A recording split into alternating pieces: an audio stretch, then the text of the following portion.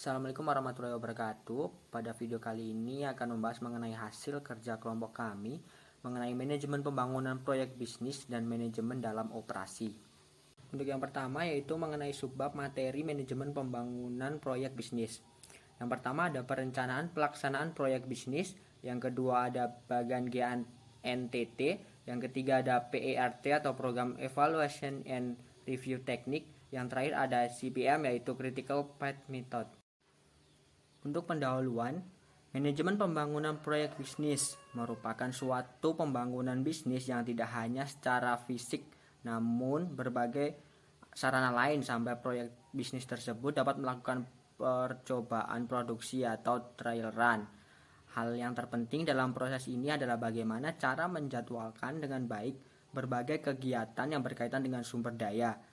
Koordinasi semua kegiatan menjadi kesatuan kegiatan sehingga proyek bisnis dapat berjalan tepat pada waktunya. Kemudian perencanaan pelaksanaan proyek bisnis merupakan suatu tahapan untuk mengidentifikasi semua kegiatan yang perlu dilakukan, lama waktu pengerjaan, dan biaya yang harus dikeluarkan. Langkah-langkah untuk melakukan perencanaan ada beberapa hal, diantaranya yang pertama membagi kegiatan ke dalam berbagai kegiatan. Kegiatan-kegiatan harus diidentifikasi dan hubungan antar kegiatan harus jelas. Pembagian ini biasanya berdasarkan standar dan logika tertentu seperti alokasi sumber daya maupun waktu. Yang kedua, merencanakan pelaksanaan proyek bisnis hingga produksi komersial. Menentukan semua kegiatan waktu dan pelaksanaan disusun dalam suatu rencana yang menyeluruh sehingga dapat diperkirakan waktu untuk proyek tersebut berjalan. Untuk hal-hal yang perlu diperhatikan yang diantaranya yaitu apa saja yang diperlukan untuk menyelesaikan proyek, kemudian bagaimana cara melakukannya, siapa pelakunya, dan kapan waktu pelaksanaannya. Yang kedua itu fasilitas yang perlu disediakan untuk mendukung pelaksanaan semua kegiatan. Dan yang terakhir yaitu melakukan pengawasan secara periodik. Yang ketiga yaitu bantuan teknik, tujuannya untuk membantu pihak perencana dalam melakukan perkiraan kapan proyek tersebut dapat diselesaikan. Selanjutnya adalah bagian GANTT dan PERT atau Program Evaluation Review Technique. Bagian GANTT digunakan oleh HL-GAN untuk mengatasi masalah pengawasan produksi. Bagian ini menjadi titik tolak dari teknik analisa jaringan seperti PERT dan CPM atau Critical Path Method. Bagian ini merupakan suatu peta yang menggambarkan kegiatan yang harus dilakukan dan menunjukkan hubungan antara semua tahapan pekerjaan. Keunggulan dari bagian ini adalah kesederhanaan dan mudah untuk ditafsirkan. Yang kedua yaitu PERT atau Program Evaluation and Review Technique. Merupakan suatu perbaikan dari bagian GANTT, di mana PERT merupakan suatu cara untuk merencanakan penyelesaian terhadap pekerjaan dan memperkirakan waktu yang diperlukan untuk menyelesaikan pekerjaan tersebut. PERT dapat didefinisikan sebagai suatu metode menjadwalkan dan menganggarkan sumber daya untuk menyelesaikan pekerjaan pada jadwal yang sudah ditentukan. Fungsi dari PERT atau Program Evaluation and Review Technique. Yang pertama yaitu perencanaan proyek bisnis yang kompleks. Yang kedua penjadwalan pekerjaan dengan urutan yang praktis dan efisien. Yang ketiga mengadakan pembagian pekerjaan dan sumber daya yang tersedia. Yang keempat yaitu penjadwalan ulang untuk mengatasi semua hambatan. Yang kelima yaitu melakukan trade-off atau kemungkinan pertukaran antara waktu dan biaya. Yang keenam yaitu peramalan penyelesaian suatu produk. Hal-hal yang harus diperhatikan dalam menggunakan metode PERT atau Program Evaluation and Review Technique. Yang pertama yaitu data analisa jaringan. Yang kedua aturan dalam pembuatan diagram dalam metode PERT itu sendiri. Yang ketiga itu menaksirkan waktu. Yang keempat jalur kritis. Dan yang kelima penyesuaian dan penyusunan kembali jaringan. Data analisa jaringan. Terdapat 3 tipe data pokok yang diperlukan untuk menganalisa jaringan suatu proyek dengan menggunakan metode PERT. Yang pertama, taksiran mengenai waktu yang diperlukan dari setiap pekerjaan. Perkiraan waktu di setiap pekerjaan harus ditentukan setidaknya waktu rata-rata pengerjaan berdasarkan pengalaman sebelumnya. Yang kedua, urutan pekerjaan. Penentuan urutan pekerjaan yang harus dilakukan atau diselesaikan sebelum pekerjaan lain dimulai. Yang ketiga itu biaya untuk mempercepat kegiatan. Contohnya yaitu seperti biaya lembur atau biaya implisit lain dalam menyediakan tenaga kerja lebih banyak untuk mempercepat suatu pekerjaan. Selanjutnya yaitu aturan dalam penggunaan diagram dalam menggunakan metode PIRT. Terdapat dua konsep yang harus diperhatikan, yaitu yang pertama event, yaitu suatu event atau kejadian adalah suatu keadaan tertentu yang terjadi di saat tertentu. Yang kedua, aktivitas adalah pekerjaan yang diperlukan untuk menyelesaikan suatu kejadian tertentu. Beberapa event dan aktivitas jika digabungkan akan menghasilkan suatu gambaran mengenai diagram yang kemudian akan membentuk suatu jaringan. Bentuk jaringan tersebut tergantung pada rumitnya suatu proyek yang dikerjakan. Menaksir waktu biasanya dinyatakan pada suatu satuan minggu kalender. Waktu dalam minggu kalender sama dengan jumlah kerja yang diperlukan dibagi jumlah hari kerja per minggu, atau T sama dengan A ditambah 4M ditambah B dibagi 6. Selanjutnya yaitu jalur kritis, merupakan jalur terpanjang dalam penyelesaian suatu pekerjaan di dalam satu jaringan. Berikutnya yaitu penyesuaian dan penyusunan kembali jaringan. PRT dapat membantu mengidentifikasi kegiatan mana saja yang perlu diubah untuk menyelesaikan pekerjaan lebih cepat. Terdapat 3 cara yang dapat dilakukan, yaitu yang pertama, pertukaran sumber daya dapat digunakan. Apabila dipergunakan sumber daya yang sama pada setiap kegiatan, maka untuk mempercepat penyelesaian seluruh kegiatan, kita bisa melakukan pemindahan sebagian sumber daya pada kegiatan, bukan pada jalur kritis maupun jalur pembentuk kegiatan jalur kritis. Yang kedua, melonggarkan spesifikasi teknis. Pelonggaran ini tentunya harus tetap mempertimbangkan hasil. Contohnya, proses pengecatan diperlukan 7 hari, boleh dicat ulang mungkin berani sekitar 5 hari setelah dilakukan pengecatan. Yang ketiga itu mengubah susunan aktivitas. Berikutnya yaitu metode jalur kritis atau Critical Path Method atau CPM. Metode yang lebih menekankan pada faktor biaya. Penaksiran waktu dalam CPM yaitu terdapat 2 taksiran. Yang pertama adalah taksiran normal yang merupakan teknik taksiran waktu yang paling mungkin dalam metode PIRT. Yang kedua yaitu taksiran cepat, yaitu merupakan waktu yang diperlukan apabila tidak ada biaya yang dipertimbangkan dalam mengurangi waktu penyelesaian proyek bisnis. Selanjutnya masuk dalam manajemen dalam operasi. Secara umum, aspek pasar, teknik, dan keuangan seringkali menjadi aspek utama yang diperhatikan dalam aspek kelayakan bisnis. Padahal, tanpa disadari, keberhasilan suatu bisnis juga tergantung pada bagaimana manajemen memanfaatkan semua kesempatan yang ada. Kekayaan paling berharga milik perusahaan bukanlah modal, mesin, teknologi yang modern, tetapi karyawan yang mampu dan mau bekerja keras.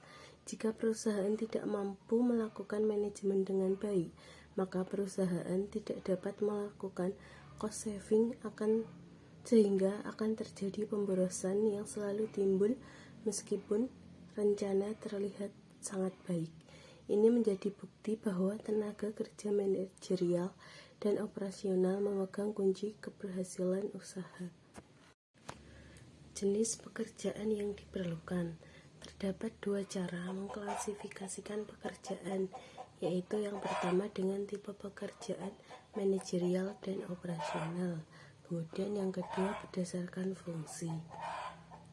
Job description merupakan keterangan tentang apa yang perlu dilakukan dalam suatu pekerjaan.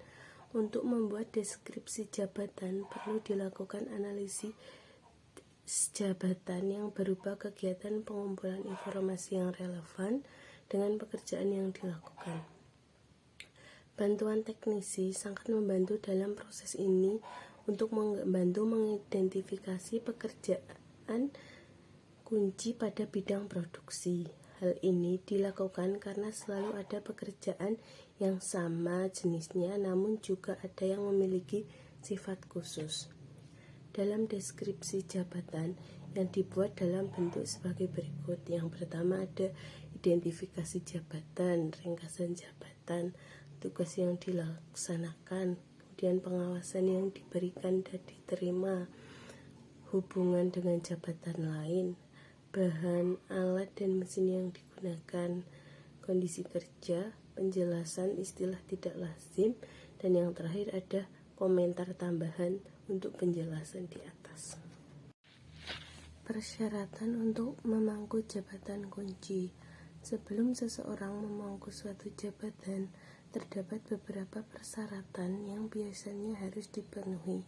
Di antaranya yaitu pendidikan formal, kemudian kecerdasan minimal, pengalaman, pengetahuan dan keterampilan, persyaratan fisik, status perkawinan, jenis kelamin, usia, kemudian yang terakhir ada status kewarganegaraan. Persyaratan tersebut biasanya tertuang dalam deskripsi jabatan secara lengkap. Struktur organisasi yang dipergunakan. Proses pengorganisasian menyangkut 3 langkah prosedur, yaitu yang pertama ada memperinci semua pekerjaan yang harus dilakukan untuk mencapai tujuan perusahaan atau proyek bisnis. Dengan demikian, pertama kali yang harus ditentukan adalah tujuan perusahaan atau proses bisnis tersebut. Kemudian yang kedua, membagi semua beban kerja ke dalam berbagai aktivitas secara logis dan dapat dijalankan. Suatu proyek tidak dapat dijalankan hanya oleh satu orang saja, namun harus dibagi sesuai kemampuan dan porsi masing-masing. Kemudian yang terakhir yaitu menyusun mekanisme untuk mengkoordinir pekerjaan ke dalam kesatuan yang harmonis dan terpadu. Karena pekerjaan dibagi ke dalam beberapa orang, untuk itu harus dibuat mekanisme pelaksanaan untuk mempermudah pengerjaan sekaligus pengawasan. Bagan perusahaan. Pembuatan bagan organisasi bertujuan untuk membantu menjelaskan wewenang, tugas, dan tanggung jawab manajemen. Adapun aspek dalam pembuatan bagan organisasi yaitu yang pertama, pembagian pekerjaan, manajer dan bawahan, tipe pekerjaan, pengelompokan bagian pekerjaan, dan tingkat manajemen. Manfaat pembuatan bagan perusahaan memang untuk mempermudah anggota mengetahui bagaimana organisasi disusun. Kemudian atasan dan bawahan mengerti tugas dengan jelas. Kemudian membantu dalam pemecahan masalah. Kemudian kelemahan pembuatan bagan perusahaan. Terlalu banyak hal yang terlewat. Hubungan informal tidak nampak dalam bagan. Cara menyusun departemen dalam perusahaan. Yang pertama, berdasarkan fungsi, misalnya departemen produksi, keuangan, pemasaran, dan lain-lain. Kemudian berdasarkan divisi, misalnya divisi produksi farmasi, alat, dan lain-lain. Cara mengkoordinasi perusahaan. Yang pertama, menggunakan hierarki manajerial, di mana atasan memiliki peran yang dominan dalam suatu keputusan. Kemudian yang kedua, komunikasi antar departemen. Cara dalam pengambilan keputusan dalam tingkatan jabatan yang sama menggunakan panitia. Panitia yang mengadakan rapat secara periodik untuk membahas masalah yang ada. Rentang pengawasan atau space of control menunjukkan jumlah bawahan yang bisa diawasi secara efektif, umumnya 6-9 orang. Rentang pengawasan menentukan ke dalam manajerial. Faktor penentu rentang pengawasan. Yang pertama ada kompleksitas pekerjaan. Semakin kompleks pekerjaan maka semakin sempit pengawasan. Dan yang kedua ada kemampuan karyawan. Semakin tinggi kemampuan karyawan maka semakin luas pengawasan. Kemudian yang terakhir ada kegiatan yang harus dijalankan pimpinan. Semakin banyak kegiatan pemimpin maka semakin sempit pengawasan. Semakin sempit rentang pengawasan maka semakin banyak pimpinan, yang berarti tingkatan atau level manajerial yang tinggi. Selanjutnya masuk ke studi kasus. Gambar di atas menunjukkan rekapitulasi dari program percepatan. Perhatikan bahwa mempercepat aktivitas yang paling murah yaitu 4-5 kali. Kemudian kita mulai ke aktivitas yang lebih mahal yaitu 2-4. Pada saat ini kedua jalur yaitu 1745 dan 135 menjadi jalur kritis dan keduanya memerlukan waktu 12 minggu Karena itu, percepatan harus dilakukan pada kedua jalur tersebut. Kalau tidak, penyelesaian proyek bisnis tersebut tetap akan dalam 12 minggu pada jalur 135.